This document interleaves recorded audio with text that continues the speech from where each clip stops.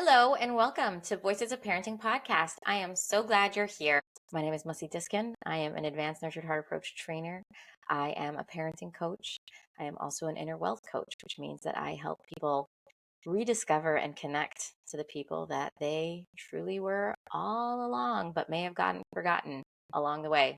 So to find out more about me and what I offer, you can check out mussidiskin.com, contact me through there, respond to this podcast, find me on social media. I would love to connect and I would love to hear your feedback. To sponsor a Voices of Parenting podcast episode, please reach out to energizinghearts@gmail.com. Thank you for being here, and I hope you enjoyed today's episode.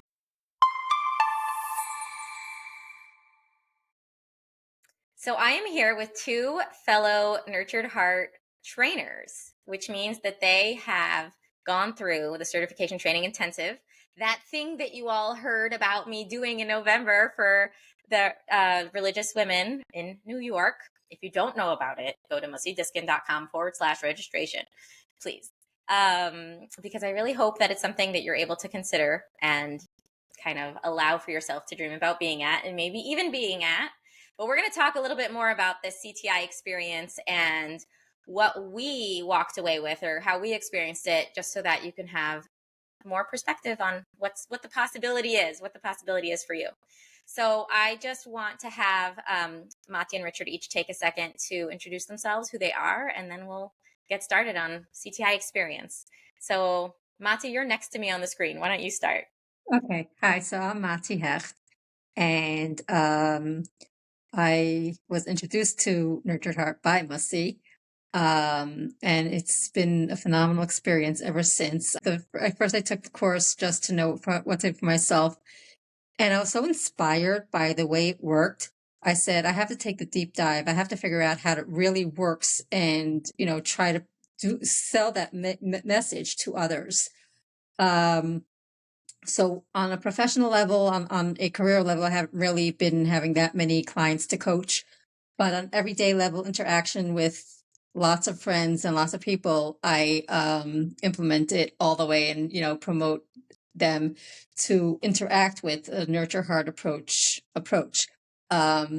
Seemingly enough, also, I've been so successful with my daughter in nurture heart approach that every once in a while, there are teachers that she has. She's like, Mom, you have to teach teacher X how to do nurture heart approach. You have to teach teacher X how to do this.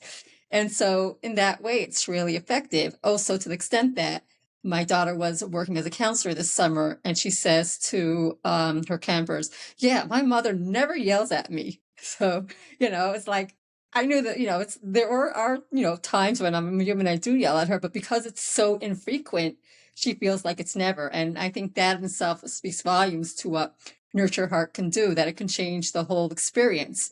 So, as a therapist, it's so helpful for you to work with your clients on, and the parents to promote the Nurture Heart approach. I see that with, in the work that I do at my company, it would be so much helpful if all the therapists would just work with their parents on nurture heart approach, because that would change the whole volume of all the difficulties that the kids are experiencing. And it's just worth the effort to promote that in your line of business, whether you're a teacher or whether you're a therapist, or even if you're just the mom with your kids, to know how to do this to create that big game change. It's worth it. Well worth the plan. I love that. Thank you for sharing. I'm glad you're here today, Mattie. I'm excited to hear more of your story. Let's hear from Richard. Who are you and where are you at? So I'm Richard Berger. I'm a marriage and family therapist. Heart's in Seattle, but physically living in Chicago right now. And I came to my first CTI 14 years ago in 2010. And it keeps morphing. I mean, so it's just, I think the beautiful thing that sticks out for me, I guess how I came to it, I was interning in graduate school at a domestic violence shelter with women and kids and families who witnessed or experienced sexual, physical, emotional abuse. And kind of the traditional things that I learned in school, it was bumping up against the wall. Like you got some behavioral change, but it wasn't kind of this deep, impactful, lasting change. It was almost like it wasn't attached to an outcome. And so if that outcome wasn't there, then they lost kind of their well being. And what I found with Nurtured Heart is it's transformative. It's not a toolbox. You don't. It sells itself, and it has. From a Jewish perspective, it's in line with all the concepts that we learn in Torah and Talmud and Midrash of how we have Tzelem Elokim, how we have divinity in us, and Nurtured Heart is it's a relationship approach. It's not just parents teachers. It's I mean, especially in therapy. In therapy, you're in relationship with someone, one of the most intimate relationships they have, and to be able to be in relationship from almost a peer to peer level in Nurtured Heart is transformative for people, and so it works with kids, it works with individuals, and it also, the kind of new thing is notching in that the relationship with yourself, all the tenets of this approach in Judaism, and it's beautiful. It's not improvement. It's really transformative, and you will walk out of CTI confused and overwhelmed, and also excited and unbounded excitement for what the future is going to hold. And that's, I think, being a human being. We're both. And it's not like, oh, we're going to think positive, and because I hear a lot of, oh, we're going to think positive thoughts and this, not. It's no, it's actually acknowledging what's going on, and you're relating to the negative side in a different way. It's still there, but you're relating to it differently. Out of this, you're kind of bringing your light into the darkness and pulling it out. And so that's really what I think is the magic of the Mr. Harper. I just need to jump on one thing you said, Richard. I love that you said you're going to leave CTI confused and overwhelmed. Because that's the truth. Because, I walked into CTI, I said this, I think, on last week's podcast too. I walked into CTI thinking, like, okay, this is going to be very text based. I'm going to be a good trainer, I'm going to learn how to teach this. And they didn't even teach one thing about teaching it. I was like, what? Right. It was not about that, but it was a taste of something that I knew I wanted, and I knew I was going to fight to figure out how to bring it along with me. And I haven't forgotten that, and I haven't stopped. So, yay, here we are. Yeah. Yeah. So I'd love to hear more about specifically, kind of maybe where you were at before CTI, walking into CTI, like your personal experience of where you were at before CTI. And actually, the interesting thing about this is that you've been, I know, Richard, you started 10 years ago. Mattie, remind me, how many CTIs have you been to? I've been to 2 CTIs, and I think I started in 2012. No, 2019, 2020, I think was my first one. Yeah. So, yeah. So both of you have been to multiple CTIs, and like you said, it's always morphing, Richard. It's always changing and growing. So even your experience at your first CTI might have been extremely different, not only because you've grown, but also because the CTI has grown in its depth and in its focus. So I guess you all can choose to respond to this. This is not such good clarity. You all can respond to this from all the CTIs or from one of the CTIs, but kind of where you were before CTI, and what epiphany or what happened at the CTI for you that made you leave that CTI feeling okay, that excitement you were talking about, Richard. For me, it's I want this, right? What's the this? What did you what was the transformation or the epiphany for you in your CTI experience? Okay, so I can go first. What I found first, I want to start off in saying is that when I was first introduced to the whole concept of Nurtured Heart, I really resonated with it because it spoke my language in the way that I always have been trying to present myself. I'm always looking at the positive side of things, always seeing just, more positives about people. But taking the deep dive into CTI has just given me a better foundation of accessing it and putting it into motion and being able to train others. It's we were saying, it's not just about parent to child or teacher to student or even therapist to client, but it's about any kind of communication that goes across the board, whether it's spousal interaction or, boss and, and employee interaction, or even employee, person to person interaction. If we carry the message of just seeing the positive angle, just developing what's positive in the picture, and making the essence about that issue instead of focusing on, XYZ is wrong and ABC is wrong. Well, of course, there's going to be things wrong, but we don't have to energize those wrong things. We can simply put the boundary line in very, very, passive way. I'm not happy with that behavior. That thing needs to change. This attitude needs to be dropped because it's not acceptable. And if we put all our energy and emphasis into what's going positive and recognizing everyone's strengths, then that sort of builds the kind of relationship that you really want to have.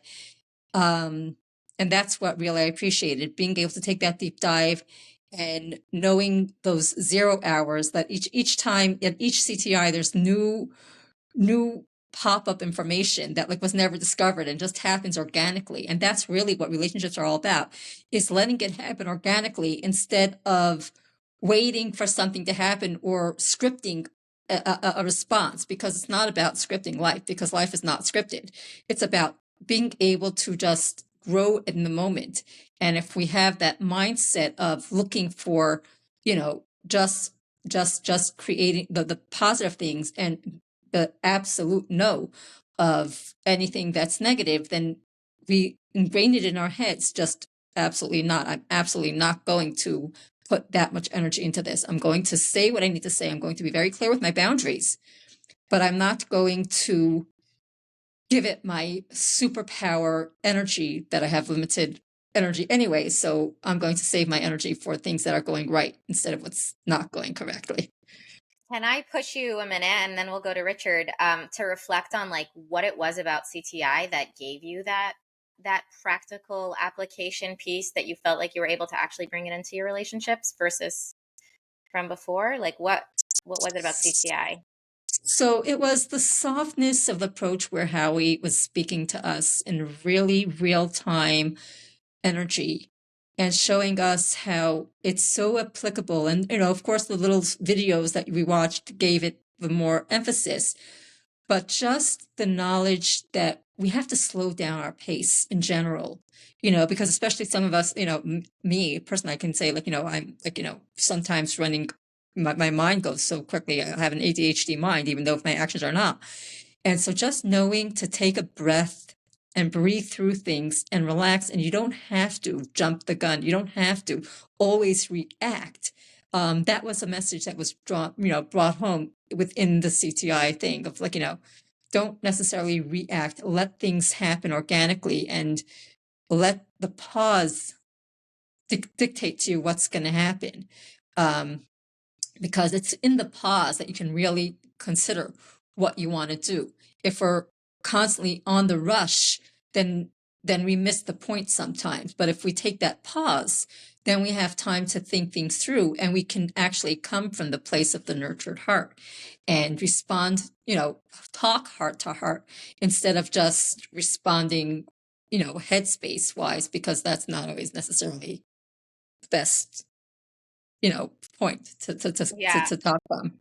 And I think anyone who's been to CTI will know exactly what Matti's talking about, just because that's the way it works. It's so real life, nurtured heart at a CTI. Nobody's forcing anything. We're pausing to breathe whatever intensity is it, whatever, oh, the electricity broke down or the Wi-Fi is not working or whatever, especially on Zoom, which will be in person, Right. which is really exciting. But it's just this is real life. We're not trying to put on a show here. We're doing this together. All of us here at the CTI, we're all here together. We're making our way through this. We're making our way through this in real time, in real life. I love that. Thank you, Mattie. And Richard, I would love to hear from you. What was it for you? So I think I'll take you on a journey. I'll give you kind of the 2010 version and then compare that to there was more ahas in the 2023 version. So I was an intern and working with really challenging, difficult situations.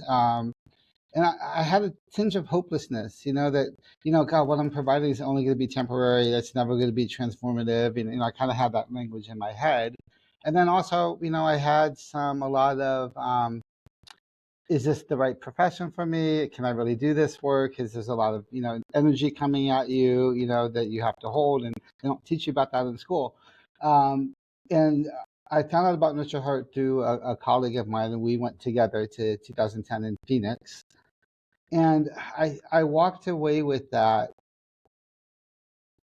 because it really explains to you what the reality of what's going on with people and with relationships. And the thing that stood out for me is, and it goes back to Judaism again, we all have Salam Elohim in us. Our essence is only goodness. And humanness puts a portfolio of negativity, life experience, that covers that. And when I saw that, that was kind of the thing for me is, oh, I got to move a lot of debris out of the way and explain to people in a connecting way how the system works. And then when you have insight, it doesn't guarantee that all that stuff is going to go away, but it changes the relationship you have with that stuff. And that was really the aha for me. So when I came home as a parent, my kids noticed right away that I was more present with them. I was able to and I didn't even say anything. I was just showing up in a different energy, and they pick, "Oh, what happened to you in Phoenix?" And it's just like it's an energy, and that can't be taught. That's not it's not nurtured brain. Your brain isn't figuring that stuff out. Your brain kind of gets in the way of you moving into your telemalokium, right? Hashem tells you to love him with all your heart and soul, not with your head, not with your brain. That's not where that lives. And so that became so clear and so stamped in me after my first CTI. So that's my first CTI experience. And that was just transformative. And so, and sometimes we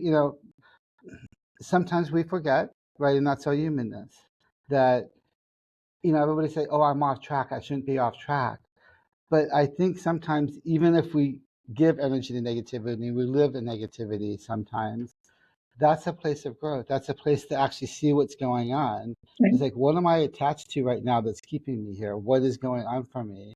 And then that awakens the Telemalachim in me to be able to change the channel, and things just drop away. I don't have to do anything. I don't have to think anything. I just have to recognize the system, and that's the beauty of this. And so fast forward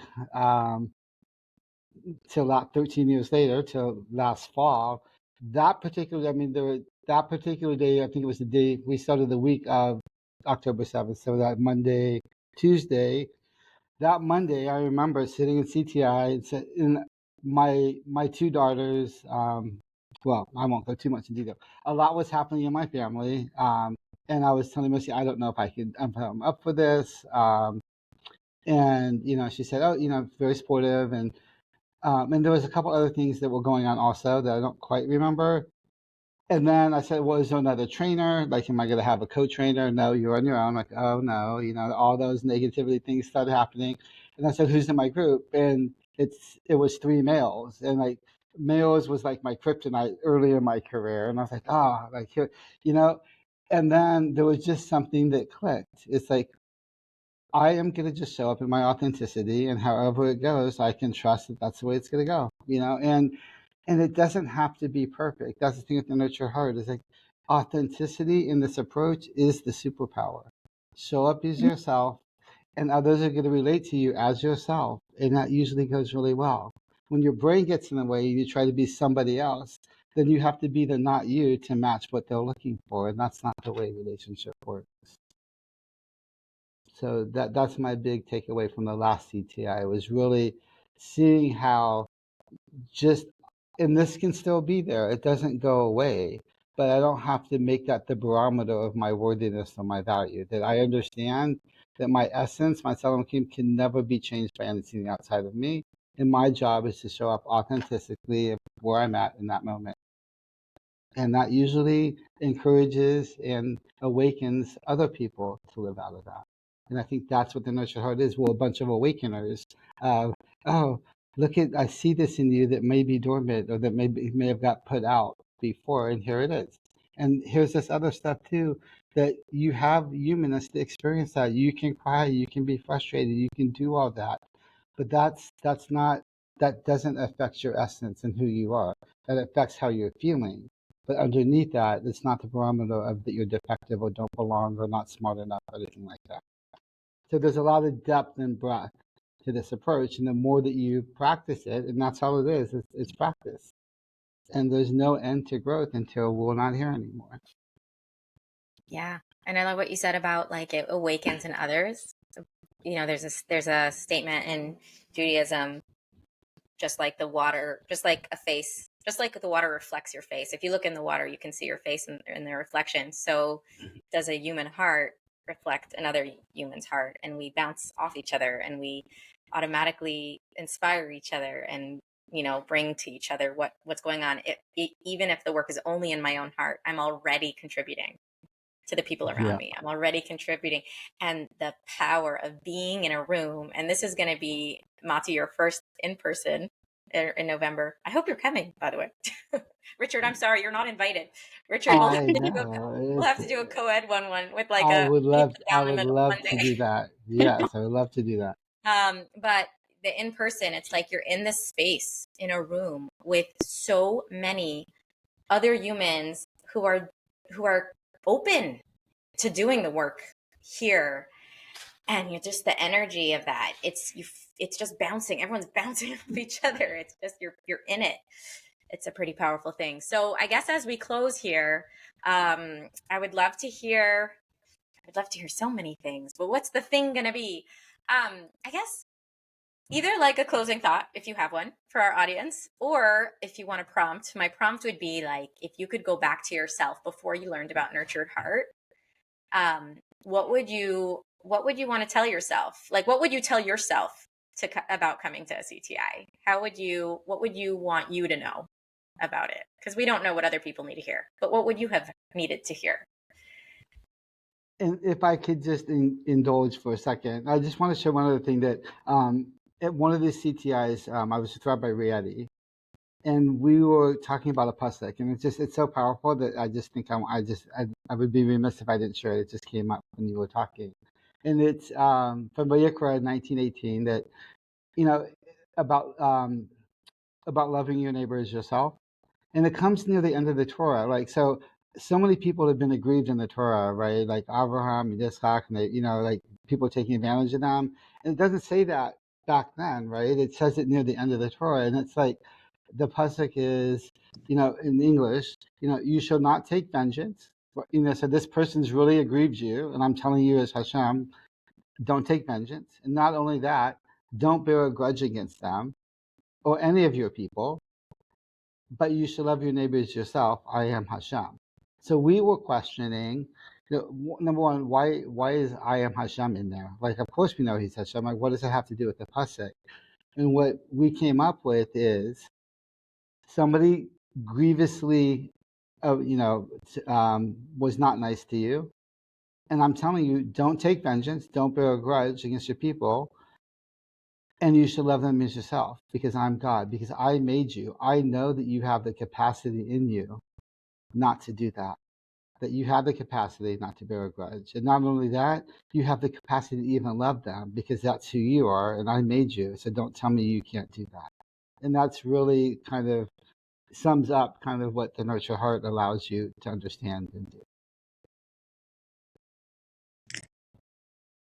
So I just want to add, a lot of things that Richard said about, how the Torah works out so well with Nurtured Heart is something also that, if I had one doubt before I started CTI is there going to be anything in CTI that goes against my values? Because, that's always my concern, especially when we're coming to, and when we're approaching anything outside of a Torah source, you always have that worry and concern. Well, I have to protect the Torah values. I have to pretend this, especially for Chassidus, I have to protect my Chabad values. I cannot go against that.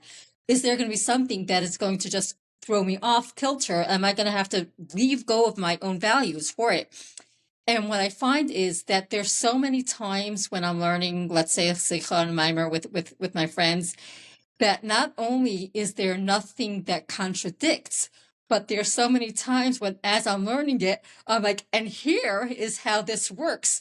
And I'm bringing in the nurtured heart approach value to say, you see, this is exactly what Hasidus is talking about from a different angle. And it's so applicable in every single aspect of our lives. And so, yes, CTI, if you have any doubt, is my values going to change? No, it's just going to be reinforced.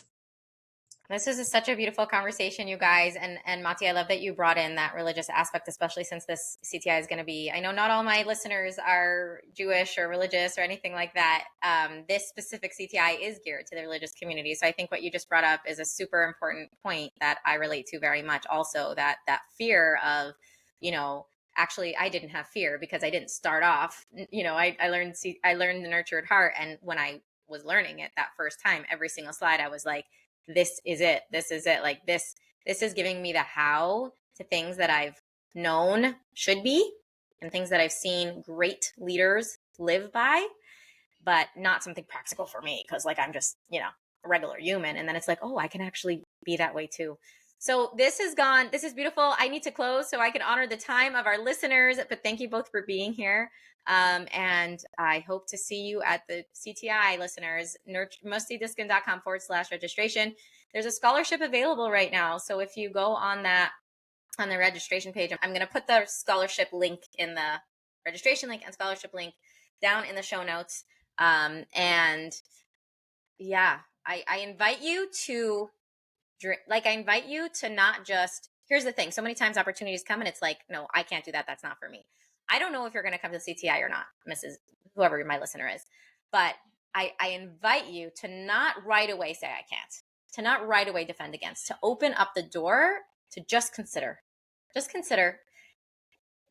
I know for myself that making sense and logic was not part of my decision to go. It was completely following my heart, and it has only paid itself forward in a trillion ways. So yeah, as we say, l'chaim to that. And thank you, Mattie and Richard, for being here. And just in closing, your future selves will thank you. Yes. Hey, wait, don't go yet. Take a minute to find the beautiful quality that you have, that you appreciate about yourself.